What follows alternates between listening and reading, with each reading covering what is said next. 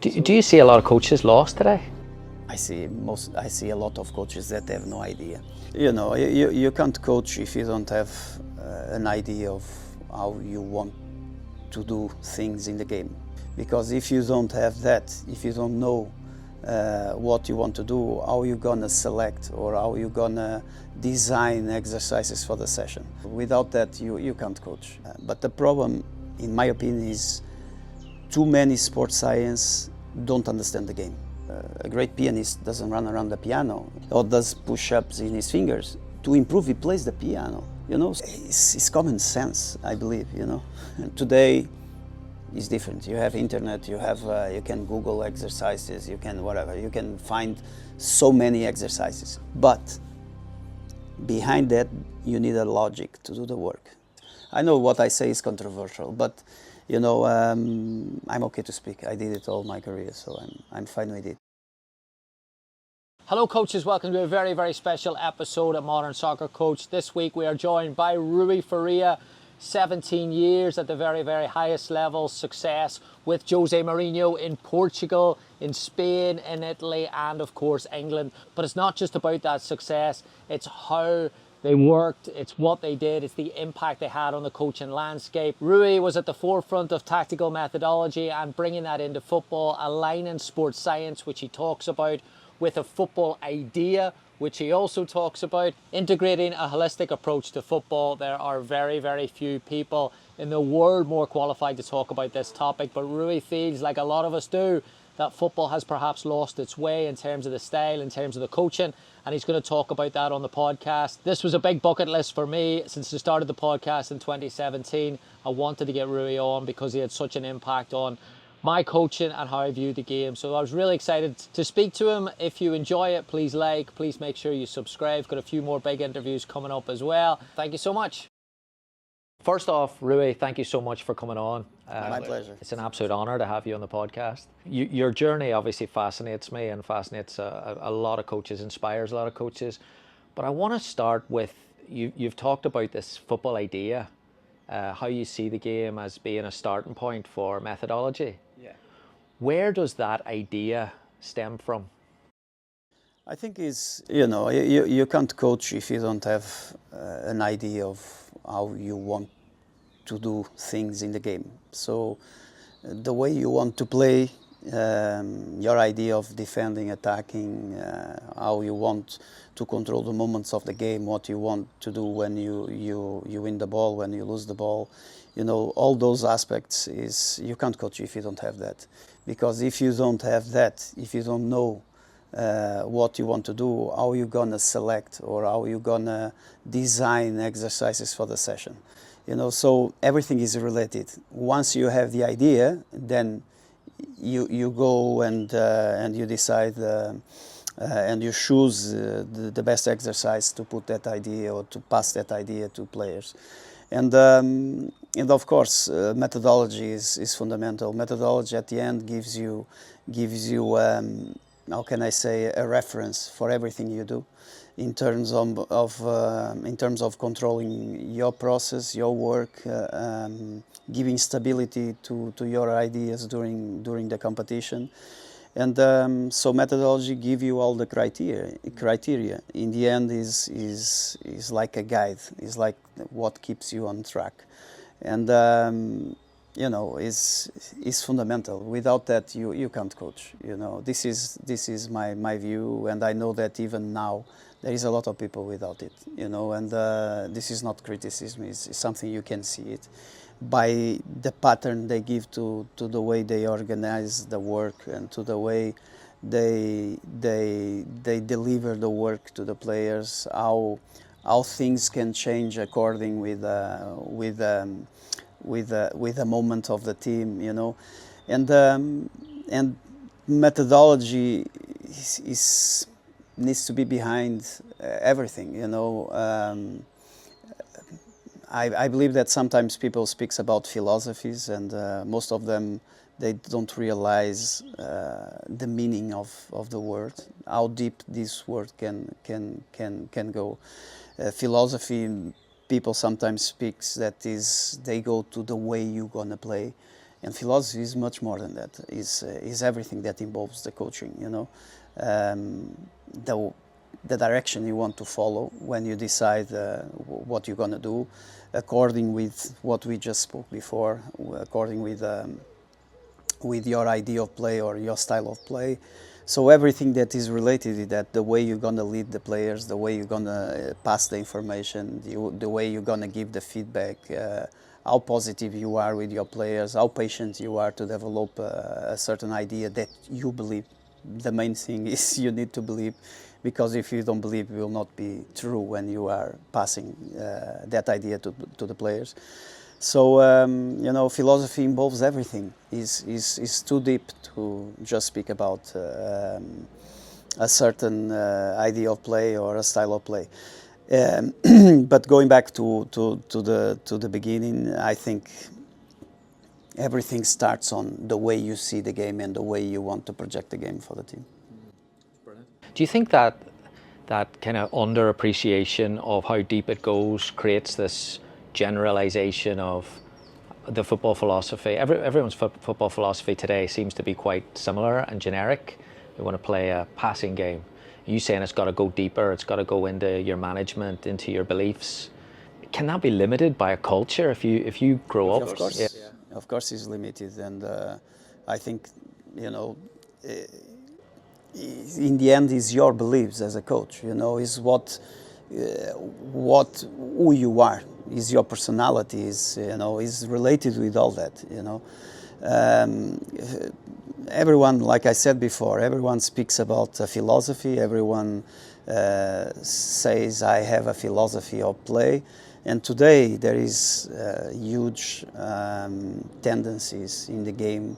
Everyone is following the same direction. Nothing against. I believe that once you are not a fundamentalist in terms of I need to do, this is the only way to do, this is the only way to play, this is the only way to win, you are okay. Because the game doesn't ask you for one way of doing it. The game, more conditions you have to face the game, or more options, more answers you have to the unpredictability of the game, better prepared you are. So I think sometimes to speak about a philosophy and just give it the idea, the style of play as the only answer is too short for how deep can be your or should be your philosophy of your beliefs in the end. So everything's on the table, everything's okay except fundamentalist. Yeah. That's the wrong. I think you can't be fundamentalist. It's a very strong and powerful word. If I give you an example. If I'm in the match and I believe, giving you this example today, everyone is following it. That is start building from behind. And I saw this happening in Premier League. For 45 minutes, a team couldn't manage to go over midfield because opposition was pressing very well and recovering the ball in your first or second phase, not allowing you to go over the midfield. If for 45 minutes you try, and you can't do it, I ask you, do you think you are approaching well the game? You don't have a different answer for the game. You are not able to tell your team to do it differently or to have them prepared to have a different tool to use or whatever you want to call, a different strategy, a different pattern, a different way to do it, instead of just following that idea of building from behind and starting from the keeper. And because at the end, I think today coaches are also decided by your statistics on the game. And there's another funny thing, you can see it many times, is that starting for the goalkeeper to the central back, but then building long. You really start short, but the truth is that you went long. And but the statistic will say that you started short. In the end, and if you don't have those numbers, maybe you are not an interesting coach for a certain team, because people is chasing the new tendencies and what is fashionable, if I can say like this. So in the end, what I believe is you need to understand the game is really open, and there is too many ways to do things, and if you need to give that capacity to your team, to give them different options, to understand the game, to read the game, to be, of course, a team cannot be waiting for the coach on the sideline to take the decisions for them. So they need to read the game and understand, okay, after the first, the second, the third time we try to build from behind, if the opposition is winning every single ball, is also taking confidence from you. So it means that probably it's time to do it differently, give a different up. But for that, you need to work it also. It's common sense, I believe, It's so interesting. Again, before we start recording, you had a laugh when I mentioned about the media perception. So yeah. I know that it plays a big role. The media perception of your work with Jose was that every time you went to a club, you had a blueprint and kept it quite similar. Yeah. But you talk about adapting and evolution and all that there. How different did your methodology look from Chelsea, Inter, Real? No, but the principles were the same. In the end, is different context, different culture, but the principles were with you when you were deciding the training and all the work that you need to develop with the team. They were the same. The pillars were there. It's not that you change completely your approach because you are in Italy or in Spain. And no, the way you're gonna operate is exactly the same. Adapt to the reality, of course. Adapt to the culture, and sometimes you give small adjustments according with players' beliefs, and it's fundamental because that is something crucial. And I can give you the examples. When we arrived in Chelsea 2004. A lot, and this came already in the press, some important players were worried with the work we are doing because it was really different from what they were used to. They were used to do a lot of run and to be around the pitch, running and a lot of interval training. And from the first day, from the first moment, we start playing football. And in a certain moment, some players were worried that there was no fitness enough for the competition, and they put that question to me. Premier League is very demanding. Do you think we will be prepared because the work is so different? I said, look, just concentrate on, give your best in everything we do in the session, and just enjoy it, and improve as a player, improve your skills, and the way we are doing it is the right way to do it. So just believe it, and when arrives the moment, you will feel okay. You will feel good, and that happens, And in the end, what happens is the moment you live the experience, and the moment you have the chance to really test it, if we can say like this. You compete and you understand. You feel good, even better than in the past. When I was studying, I remember that many teams, when they start the competition, they were recovering from the preseason. So if you are recovering from the preseason, you can perform at your best level. The objective is you go progressively, and when you arrive to the first competition event, you are at the best level you can be in that moment. So, when you have the players arriving to the first moment of competition, feeling good and feeling they can perform well, the confidence raises, and that happen. Is just the fact that you make in a certain reality with certain players in a different country, their experience were different than the ones we are presenting to them. Was new for them, so the doubts can come up. It's completely normal. But once you transmit them confidence, and once then they realize they were good, your problem is solved. And if you have a problem, or if they had a problem, it's finished in that moment. So it's a quite how can I say, good process, and rewarding at the end when you see people feeling good and performing and very happy with the work. In the end, is You know, again, going back doesn't change. What can happen is you slightly adapt to the reality, but the fundamentals are there. I started coaching that year, 2003, 2004. So that learning and reading and seeing what was happening, it was different. And it had a big impact on me as a coach when I was like, oh, this is different, this is unique, I want to do stuff like that. It looked like you guys came out of the traps. So it looked as if once you do this, it works straight away. Is there an adaptation period there? Did you experience that? No, what you believe is that you are good in what you do, in what you repeat.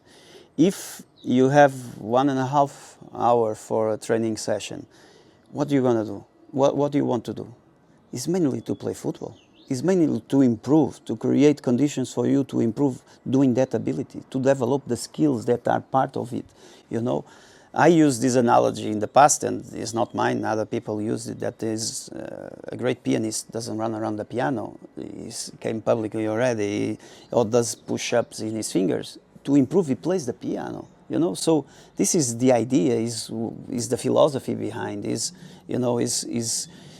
the reason why you work and you choose your exercises to be mainly playing football, is to create the conditions for you to develop. Of course, at that moment was really different from what was happening in coaching from most of the teams.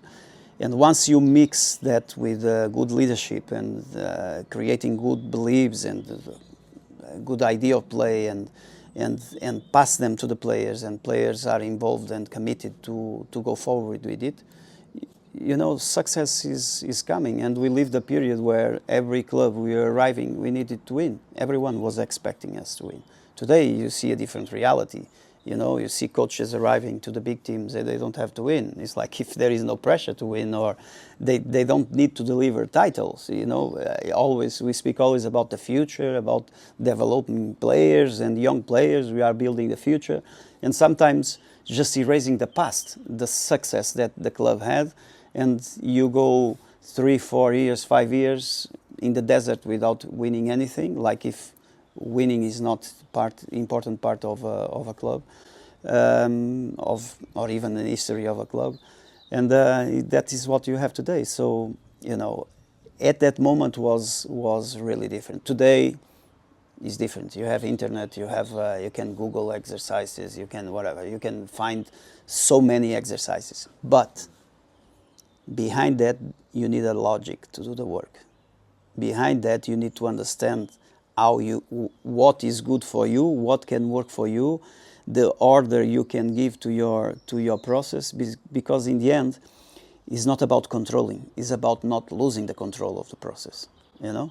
And you need to be always drawing new exercises, new sessions, and every moment in the season, every 2 days between matches, every week between matches, is a new process, is a new, how can I say, is a new reality. You need to build it especially for that moment.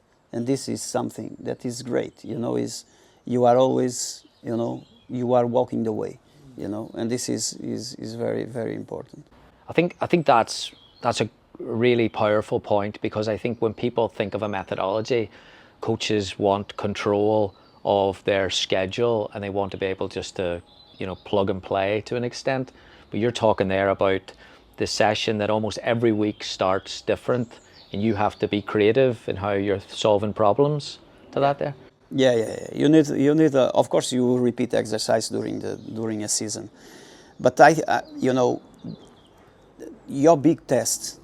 This is the testers I believe in football, because we are speaking about football, are the matches. The matches are the ones who give you will give you the image of what you have in your hands, how your team is performing, what they are doing well, what they need to improve, and from that you will produce work. From that you say, okay, we need to improve in these aspects, so let's build things around these aspects, exercises around these aspects, which kind of feedbacks I will give, what is the best exercise I can deliver or I can invent, to give the players the chance to improve in these aspects. And of course, you need to understand the moment where you are, when is the next competition, you need to respect that. And then that goes to the fitness side of it. That is crucial to recover to the next competition, but also you need to work. So you need to produce exercises and work without having fatigue, because your objective is to recover. So there is a lot of, it's not just that you choose exercise, you need to think about many things, but they are all related with the methodology or with your beliefs in terms of how you see fitness in the game, and today I just saw a video of a very important team in Europe where kids with 12 years old are in the gym doing a lot of work, and then people get surprised. They don't see so many extraordinary players coming up in the game, because they are too much worried with aspects that I don't consider fundamental, and that I don't consider fundamental to be worked like that. I consider being fundamental when they are working in the context of specificity, not in the context of, people can say, let's do a specific work in the gym. There is no specificity in the gym. Forget that. Specificity is in playing. Specificity in terms of the game, football. But then there is even another kind of specificity that is the one related with the way you want to play. That is much more than the game, That specificity is the one who says to you, this exercise of football works for me or not. This small-sided game works for my way of playing or not. This is the main specificity. It's the one related with your style of play, with your you can say game model or model of play, and in the end depends on the way you want to call it. But this is the most important specificity, and there are aspects of you as a player that can be developed creating the right context. You don't need to go to a gym to improve those aspects. I know what I say is controversial, but I'm okay to speak. I did it all my career, so I'm fine with it. And even if you are speaking about kids, 98% of the work should be done on the pitch, but playing football, creating the right context, choosing small-sided games that will be focused on developing all aspects of the game and improving the individual skills of the players plus collective skills. Anyway, so is everything there? Is everything in the game? It is controversial, but the fact is, like, you're in a position to talk about that, not just because of your background, but also like you're from sports science background as well. Yeah. Where have we, because I think a lot of coaches would be, he's completely right. Where have we lost our way with sports science? Well, I think I come from sports science, so of course I have nothing against sports science, and I think there is a place for everyone. But the problem, in my opinion, is too many sports science don't understand the game. Too many. There is an expression of saying, being an expert is to know more about less and less, because more you go in detail or more you want to separate the complexity of the game, go into you see football, then you go to the player, then from the player you go to the physiology, and from the physiology you take another direction. So you are being so analytic that in the end you become expert in things that represent less and less, So I don't know if I made myself clear on this. 100%. So in the end this is the big problem, and we are full of experts that don't understand the game. And I can tell you many experiences I had in the past where I had very important player that was trying to beat the record of consecutive matches. And one of the sports science came up and say, look, the tests are showing player is in fatigue, you know. And I said, okay, look, tell the manager. And because I knew you can't stop the player. You can't go and say, okay, there is the signs are showing the guy is in fatigue, you know, and you can understand he's in fatigue. Is because of the number of matches he's doing. But every single start of a match was crucial for the player, you know. So this goes over everything. That becomes mental, becomes, you know, emotional, and because he was so focused on that record, it was impossible to tell him to stop. So, you know, the player played, never stopped, never had problems. Whatever are the signs you find and the science behind, that is not everything. You know, it's not everything. And okay, the information is important, but at the same time, you need to put it in the right place. Don't make it more important than what is really important. And I think today you find important clubs with sports science departments with 30 persons. You arrive to a situation where you ask yourself, is almost one guy for each player, you know, in a normal squad where you have 25 players, 26. So what all that people will do, you know, they want to deliver work in an inconscient way, maybe, not because they want to do harm, but because they need to say they are there to do something. So they finish chasing players to do work and to do extra work. And when you are at high performance level where you almost don't have time to recover, every single thing you do out of the match will represent a lot. You know, every single work. The guy that goes in the gym and says, look, maybe we can improve, we can do some prevention work, you know, and you are adding work to the muscle and in a period that you should be recovering. So, you know, every small details make all the difference at high performance, and every single small quantity of work that you are adding to one individual, you can be adding fatigue, and you can be stopping recovering, and you maybe are putting the player in a situation where he could be in trouble, you know, and at risk. So again, I think sports science played an important part, or play an important part of the process, but in a position where it cannot go over what is fundamental, that is the coaching. But the coaching also, again, go back to the first question, that is, you need to have a methodology, you need to know what you are doing on the training to, again, not to lose the control of the process. If you are working well on the pitch, all the other information, you take it, you have it, is with you, is a plus, but giving it the importance that should have. And again, I repeat, many professionals in this area, they don't understand the complexity of the game, you know, and this is, we are still humans before we are players.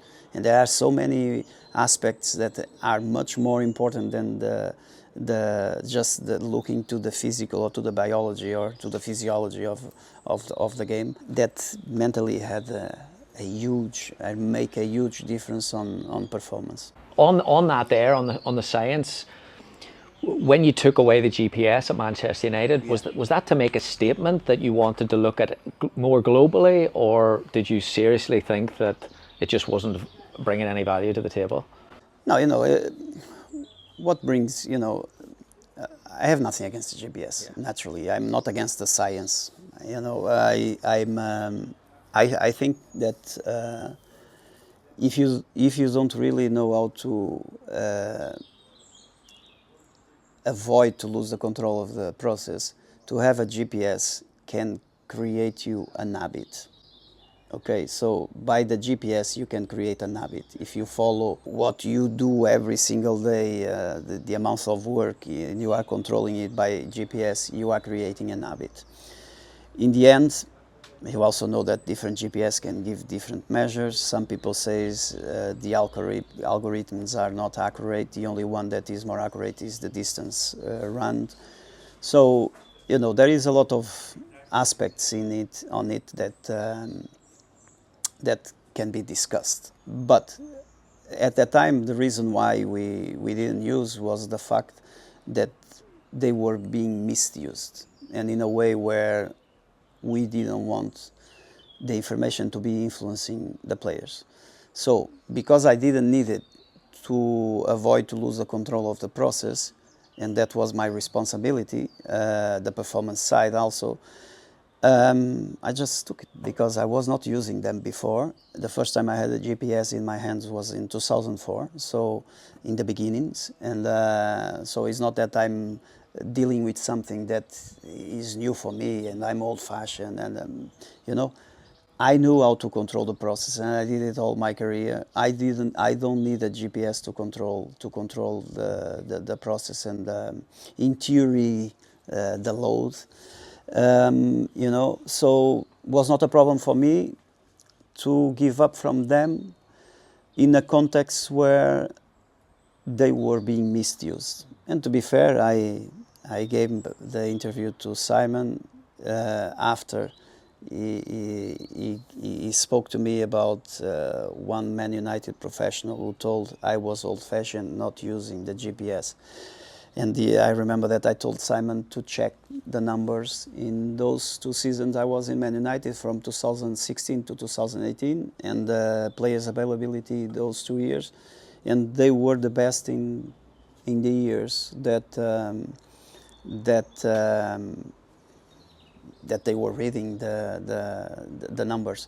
So those 2 years were the years that showed more players' availability, where you could, for 2 years, have players performing, and those 2 years were very good in the reality of the previous years in the club.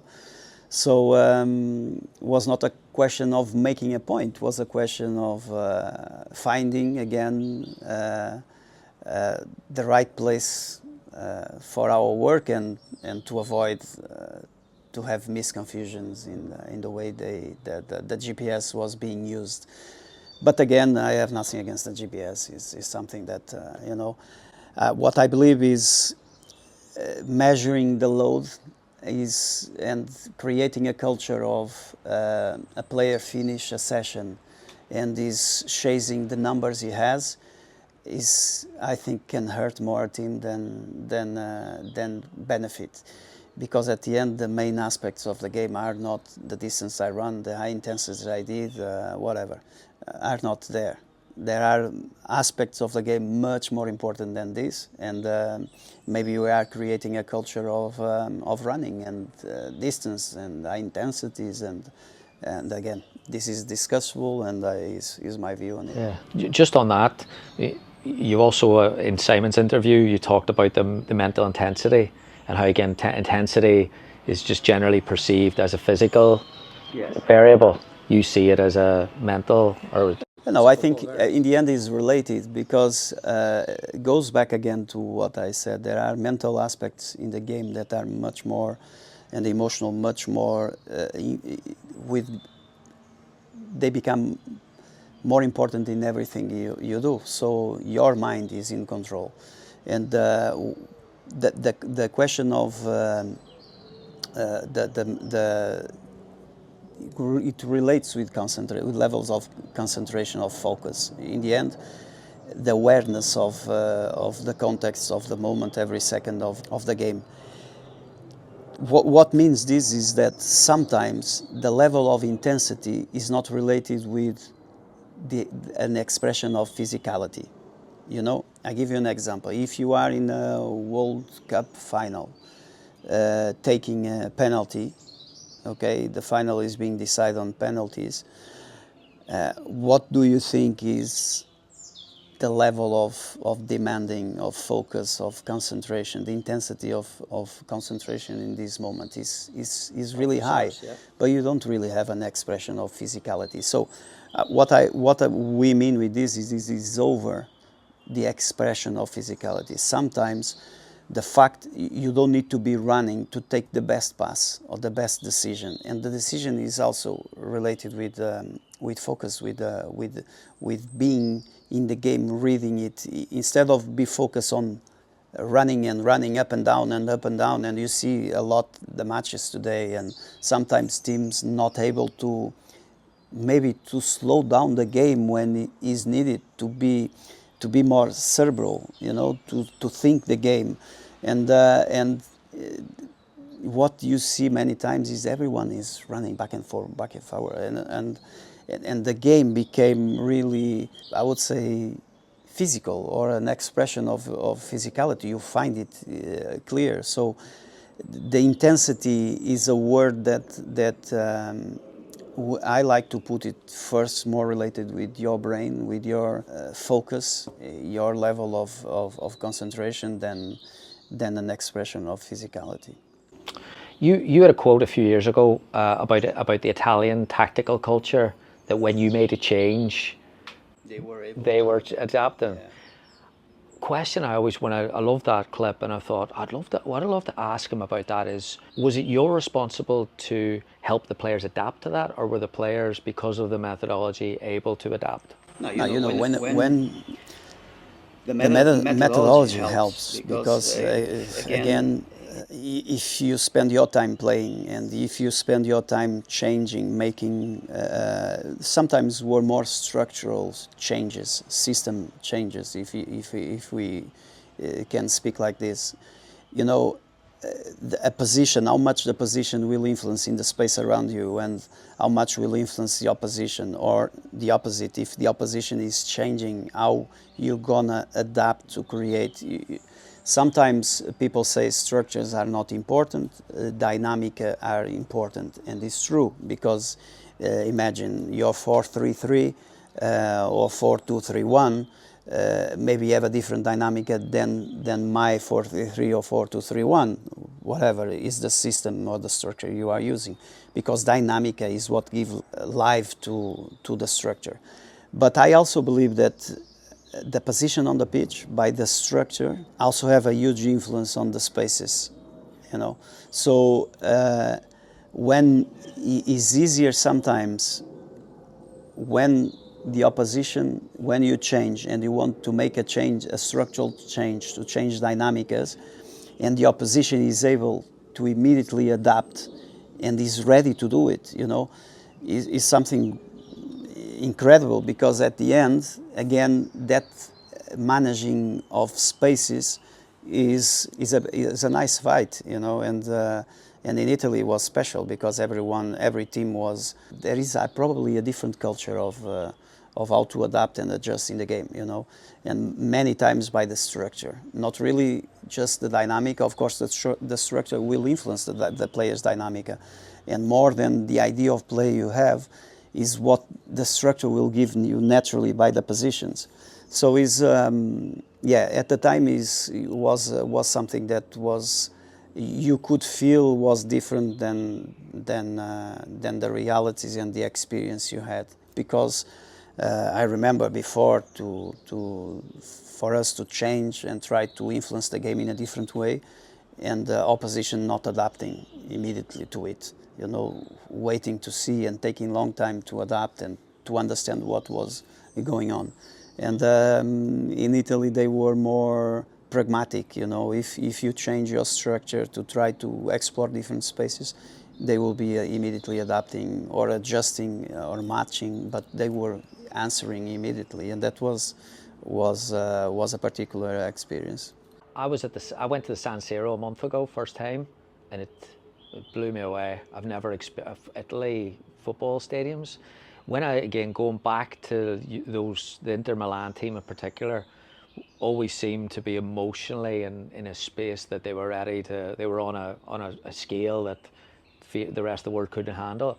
The rivalry with Pep versus Jose, for example, and the rivalry there. Was there ever a fear with the emotion that comes in the stadium that would influence the players negatively? No, negatively.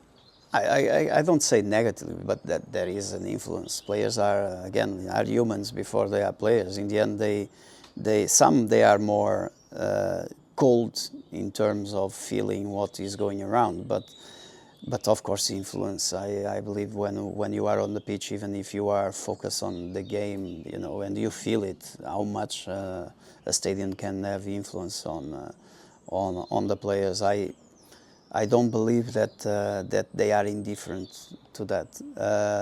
Of course, again, more experience, more and again, positively or negatively.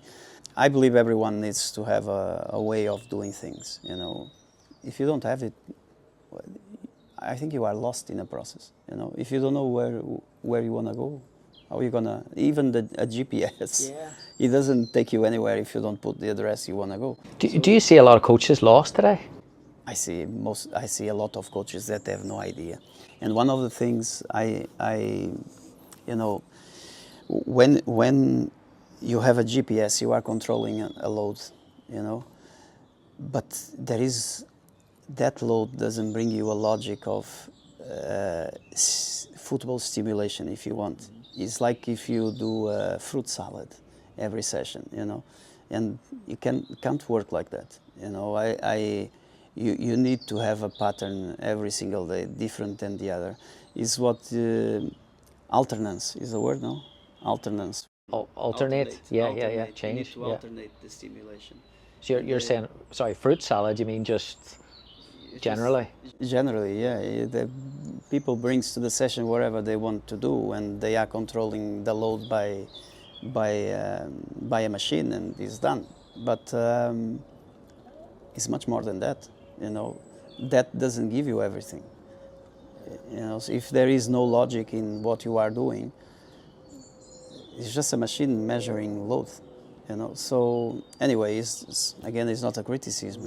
I think it's good for the people who believes in it and needs it. And if they don't understand anything about the physiology of the game, it's better to use it than nothing. I think people are worried today for maybe because it's media or noise. People is worried in having control. Injuries. But again, it's not about having the control. It's about not losing the control. And if you have a logic, you never lose the control. You know, this is a different. People is worried with measuring, because today we live in an era where everything is measuring, and the game is so open and so unpredictable, and there are so many aspects influencing it that measuring doesn't give you all the answers. It's much more complex than that. Again, it's an expertise of less and less. I want to talk about Real Madrid. I want to make sure I get that, because when I heard you say about most goals in a season, most points in a season, and you think about that, and like, oh wow, yeah. I was following the media on, you know, them playing the same style as some of that Inter Milan, some of those performances. When you have different players, you mentioned before about the pillars and the principles. How does the culture? How do you keep consistent with your messaging, even though everything's changing around it? You know, the quality of players is decisive for your success. This is clear. You know, you can work very well, but you will always depend on the players. You know, less you complicate and more clear you are in your message, and less complicated is your message, and you create conditions for players to feel comfortable, to use their skills in benefit of the idea, and the idea is influenced by the player's quality. That's why I say when you arrive in a club, you need to understand you have your ideas. You need to understand what you have, and if you know that you need to perform, you need to try to match in a way where at the end is creating the conditions for the players to give their best, to perform at their best, and to contribute for the team at their best. And you need to create conditions for that, and giving space for players' creativity. You can't limit a player because of your idea. So, you know, having some concepts of play for your team. In the end, the concept is like a culture for the players that will influence the way they're gonna operate in the game. Of course, to add to that are the players' qualities. and makes all the difference. If you have quick players, very skillful and technical and a transition will be completely different. The efficiency of the pass, the speed of the ball, the pass, the finishing, everything will be influenced by players' quality. But of course, again, you need to create the right conditions for them to express themselves. Something that again probably gets lost in the methodology piece is that it moves more to the collective, whereas again, going to your interview with Simon, you talked about the individual piece being so important. Yeah, I think better you know the individual, better will be the way you understand. There's a saying that team is more important than any individual. I like to say if you know well the individual. And this why, because it's fundamental that you understand who you have in all aspects, as human, and first as a human being, and then as a player, and you can't separate both. One influences the other for sure, and better you know the individuality, better you can get the best out of it, and. Of course, when you get the best out of the individual, his contribution to the collective, to the team, will be higher. So, of course, you say team is more important than an individual because it's the concept, the idea of team, the knowledge of the culture, and needs to be over any individual interest. But again, when you understand well each individual, the contribution will be different, and will make the team bigger than anything. I went to in 2012. I went to LA, and they did a workshop for coaches when you guys were at UCLA with Real Madrid, and I was at it. I was there, and I spoke there. You did. You did. Yeah, I remember that. I took a load of notes. It was amazing. I think it was 2012. 2012. Yeah, I got married that summer for my wedding present. My wife sent me out to go to. It was amazing. I think I was very complex in that presentation. Well, first off, the level of information was off the chart. Second of all, the level of security to share the information, but the detail and the cohesion between staff. Like there was six coaches. Yeah. And that was something about, like I think you guys did change the game with the methodology, with the training, but it's something that I also think you don't get credit for that's changed in coaching today is the fact that your staff has to align really, really well. Yeah, I know. I don't believe in big stuff. You don't? No. But it's me. Why? Because more people, more information, more... I don't know the right word to use, but becomes more complex, the process. I think when you have a leader, clear leader identified with ideas, and then you have people in specific areas that make the contribution to the process, and everything is coordinated between a certain number, and then you delegate. Okay, but again, you have the main persons contributing and deciding, and then in each different areas that they are all correlated, you deliver to other people. How can I say, the work and delegate work to be done, but everything comes from a small number of persons making the intervention. If you have too many people around in different areas and everyone is giving a contribution, I honestly believe that becomes a big mess. So less is more in this situation, and it's important that the message between who is deciding is clear. And once it's clear, you know the directions you need to take, and there is always adjustments to what is unpredictable. But anyway, you know that is the right way. There is no time lost, if I can say, no information lost, no uh, added information that is not needed. So it becomes very pragmatic, the approach, you know, and this is, I believe, is very, very important. That dynamic of 17 years with Jose, and again, as you have to work as a buffer sometimes of information that people, you mentioned there before about the science information that's coming, people want to get to the manager. Was that a big part of your job around a club to make sure that? No, it was, of course, people would always come to him, of course, but many information was coming through me, and people was reporting to me, and that also saves time to the leader, you know, and saves problems, even stress situation, you know. It's very important that at the end you filter the information and you really squeeze it to what is fundamental, in a way where even sometimes you solve situations without needing to communicate to the leader and to add to his worries or to his work more things to be worried about. So it's crucial, it's fundamental that honestly, my way of seeing it,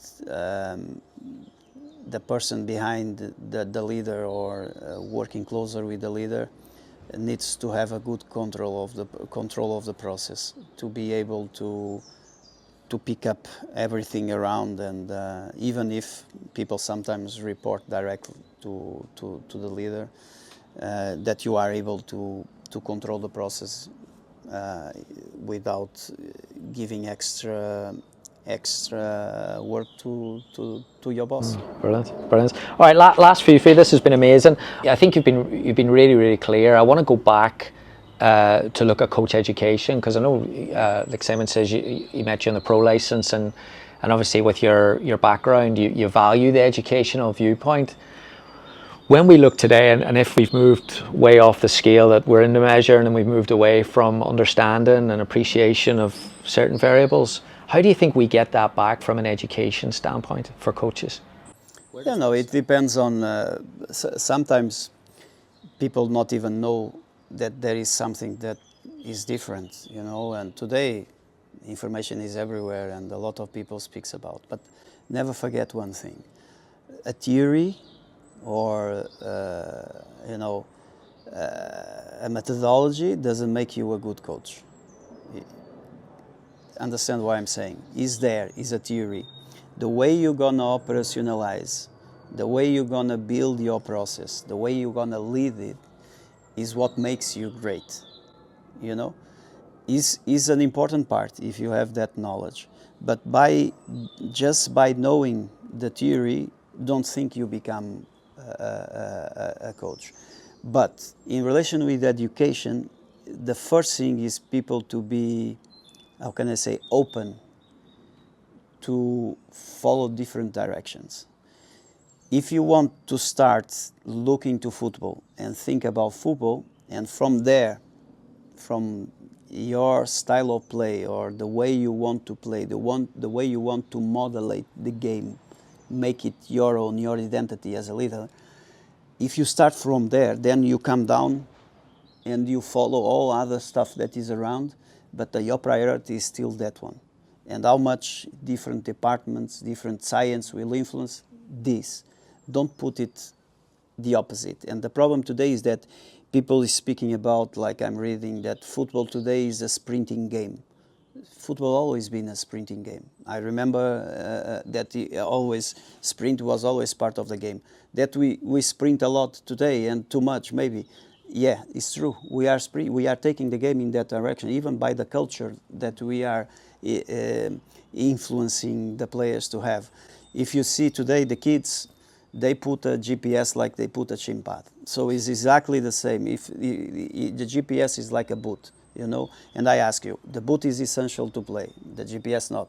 So how fundamental is this? And we create the culture of they need to be delivering numbers, you know. And maybe the numbers you should be more worried is related with football behaviors than with the fitness aspects. Anyway, I would go down a road that will be really controversial. But again, I think it depends on who is educating to understand what is fundamental. I'm not saying is not important this area, the sports science area, of course is important and of course has a great value. What is important is to understand the position that has in the process. And today I know because by fact that there are coaches influenced by stop the session because we did already our numbers. And you know, it became the priority, it became more important than anything else. And this is what is wrong. So again, when you go to education, what is fundamental? What kind of persons I will choose to come and speak about? Because you can't separate anything of this. Everything is related. The game is very complex. It's a systemic, you need to have a systemic approach and understanding that the main reference is always playing, is always the game. And everything you do needs to be related with it. And don't try to break it to a point where you separate so much that you arrive to small things that are, when you look at it, they are not related with the main, with football, you know. Again, I use another analogy. If I bring you, if I have a bottle of glass and I break it in a way that I come to you and I show you, you will say, this is a bit of glass. You say to me, it's a bit of glass. But if I break it in a way where I don't lose the shape, I come to you, you say, that is glass, but it's part of a bottle. And this is where we want to be. So everything we decide to do with the game, we don't lose the reference of the game. So once you have this way to approach the process, and once you understand this as the main fundamental aspect, if you believe that with the game you can develop, I would say 98% of all the capacities you need to play. And you have the testimony of many players saying, of course, every individual is different. Some they believe more in things, others in other. But you have so many good players say they never went to a gym, they never went to do physical development of different aspects. They play the game. They love to play the game, and they develop their qualities in the game. And if you have so many testimonies on this, you understand that, okay, this is right too, this works too. I'm not saying sometimes players, they arrive by the fact that they became too physical, you know, not playing, but there is space for everyone. What I'm saying is, when we are teaching the game, we should concentrate on the game. And this is what is crucial. If I have a kid with 12 years old, like I said to you, and I spend 1 hour in the gym instead of spending 1 hour on the pitch, what you gonna get more to become a football player? Where you gonna get more from it? From the gym or from the pitch? Of course it's from the pitch. But I'm not saying there aren't aspects that you should pay attention. And what I'm saying is also to choose well what you're gonna do in those 2% or 3% of importance that has in the process.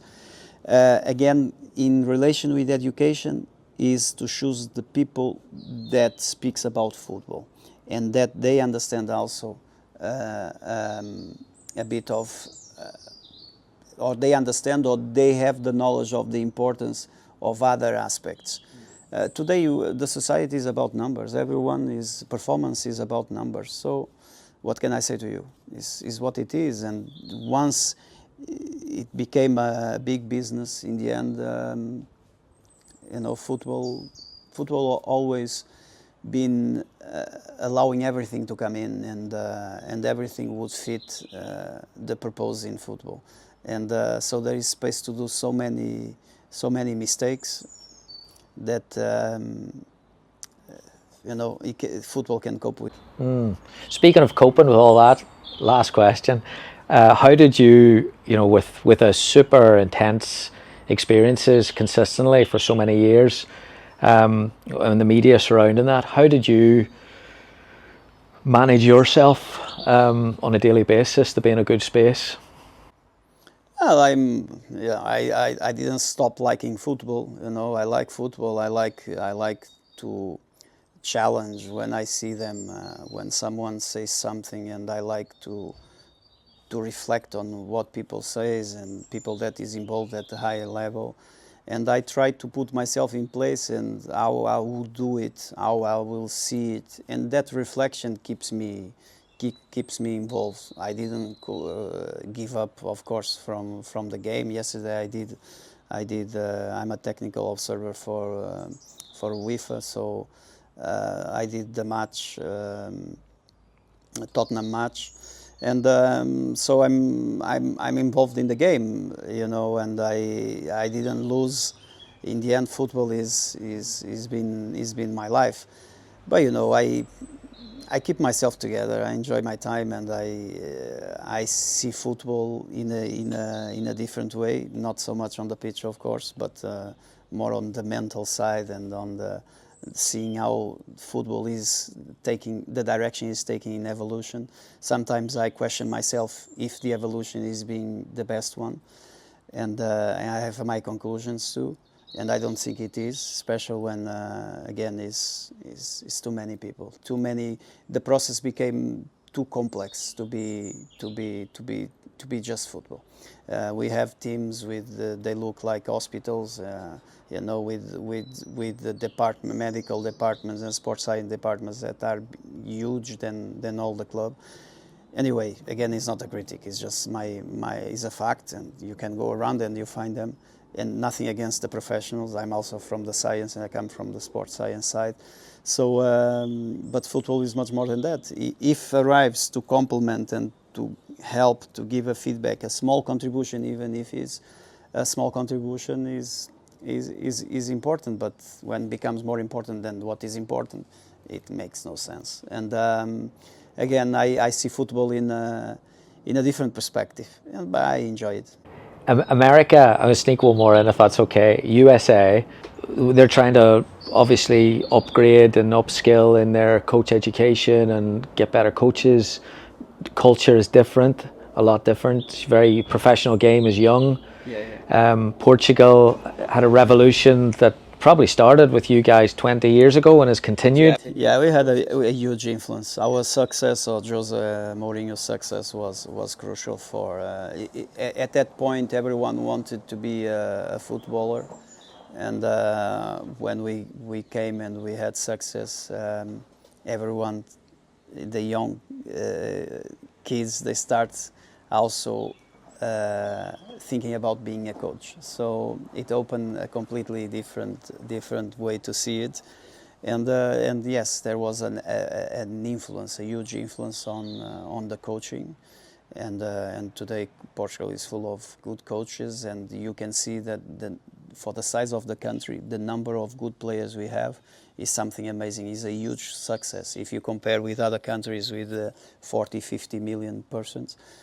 Portugal was years ago around 10 million, so you see the number of good players. You go around the world and you find it's a huge success in terms of players' development, and I think a lot because of the fact that people gave importance to the training as training football, not losing time with all, you know.